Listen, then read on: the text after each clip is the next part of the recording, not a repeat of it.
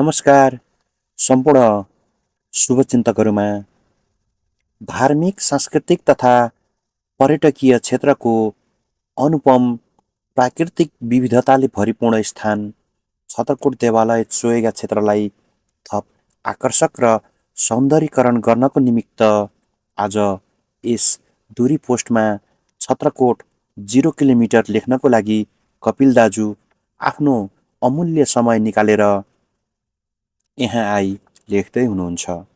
यो समयको लागि कपिल दाजुलाई धेरै धेरै धन्यवाद।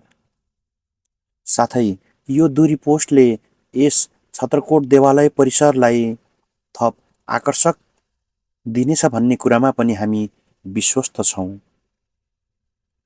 धार्मिक, सांस्कृतिक तथा पर्यटकीय क्षेत्रहरू हाम्रो साझा सम्पत्ति र पहिचान हुन्।